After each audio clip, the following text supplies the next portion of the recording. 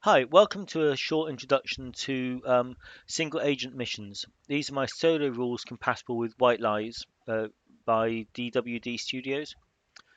So what you get is, well, you can see there it claims 42 pages, but the last two pages are the OGL. So about 40 pages of content. Um, you get an introduction, a little bit about solo role playing, um, and then this bit on creating clues because there's a lot of investigation in White Lies. So what you get is two D20 columns here, and you roll separately on each column and combine the two to create physical clues when that's kind of suitable for your investigation. For example, if you rolled a 5 and a 15, you would get buried and poison.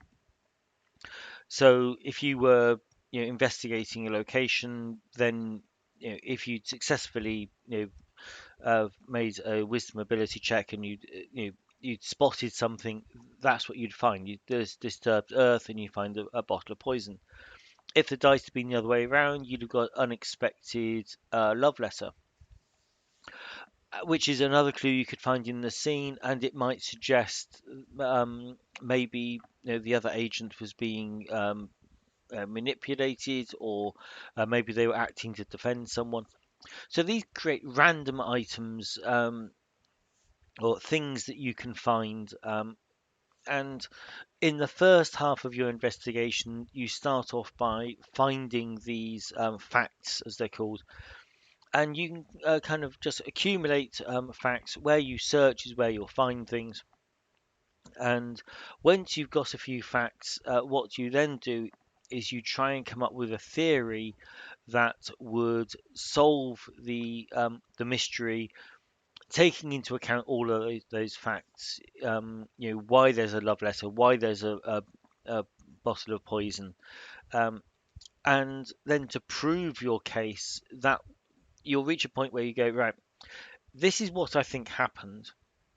And if that happened, then this should be true as well, or we should be able to find this in a particular place. And that changes the nature of your investigations, and uh, you'll then start using the oracle. Because if you're kind of expecting to find, you know, the gun in a plant pot in the kitchen, then you will go there, you will find the plant pot, you'll tip it out, and you'll either find the gun or you won't, and the oracle will decide that for you.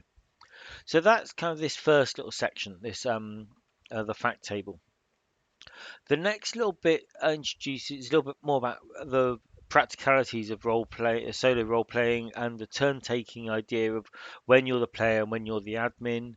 Um, and it introduces the basic oracle here, and I give you the three varieties of, a simple yes, no, fortunately and unfortunately, which are more narrative because it begs you to add on something of why is it fortunate, why is it unfortunate.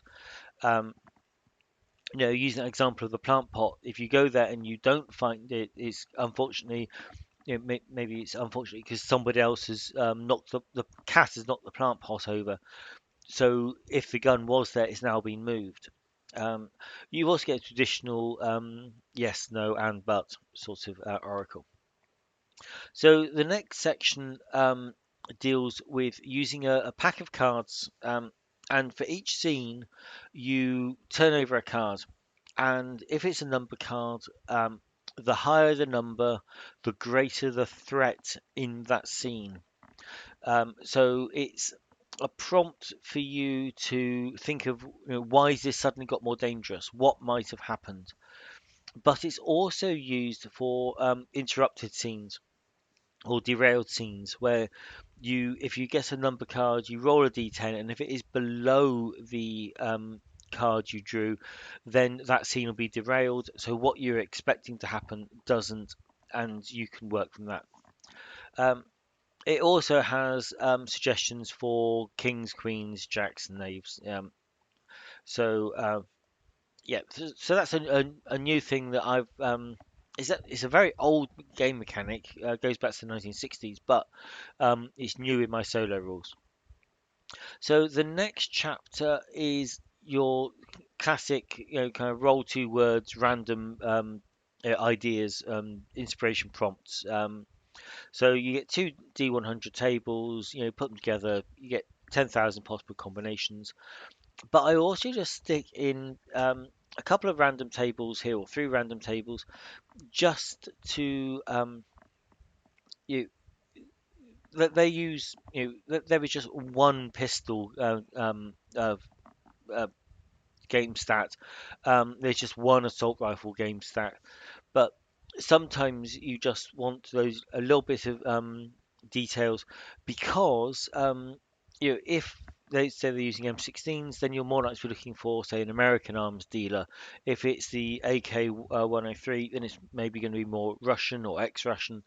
Um, so there's some. I think the Gali and is Israeli. So these can kind of introduce other ideas into your adventures, and it just makes it not everyone just using assault rifles.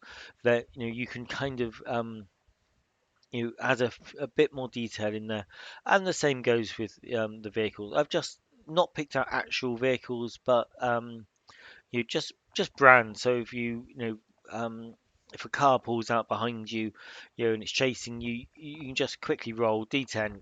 What kind of car is it? Um, yeah, so that's just some random tables. Now this chapter is all about my normal drama pool of the decaying drama pool to control events that are outside your control.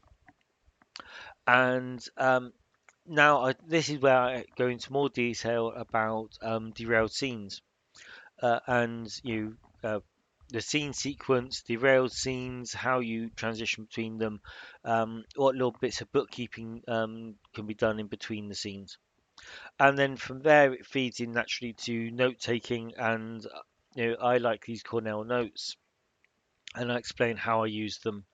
Um, and then the next chapter is about mission building using the random tables in the core White Lies rules. Uh, there's just a couple of little bits where do you roll it? Do you not roll it? Um, do you give too much away? And how much do you need to create a mission briefing to kickstart your missions?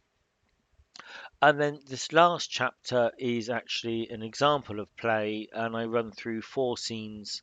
Um, and in the little conclusion, I work out the experience that I earned for that. And that's it on the last little two. There's two little post-it notes showing that the words I was drawing and the character sheet. And then there's the OGL at the bottom. So that's it. That's what you get. Yeah, White Lies is actually a free PDF. You can buy the physical book if you want. So with this, you can literally get playing almost immediately. Okay, thank you for watching.